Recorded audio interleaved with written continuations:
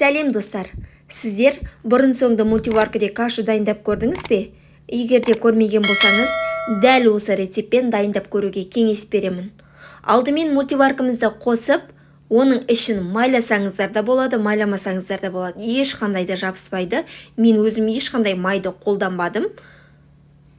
Сосын оны қыздыруға қалдырамыз.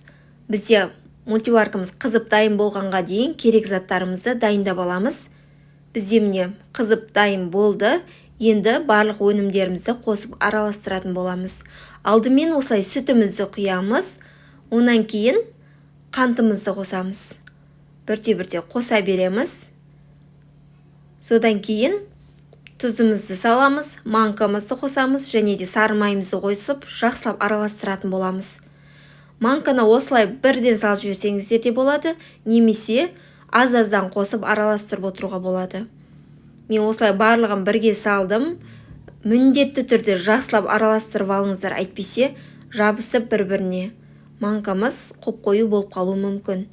Енді осылай жақсылап араластырғаннан кейін аузын жауып, менюден каша режиміне қоямыз. Бізде кашаның режимі 10 минут. Сіздер оны көбейтуге де болады, бірақ мен бірінші рет жасап тұрғандықтан 10 минутқа қойдым өзінің режиміне. Және осылай қосамыз.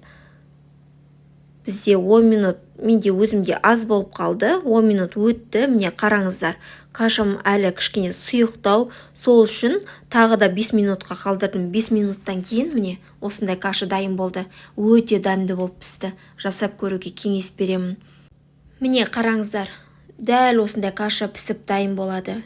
Сұйықта қоюда емес. Міндетті түрде дайындап көріңіздер, ас болсын. Менің каналыма тіркелуді ұмытпаңыздар. Назарларыңызға рахмет.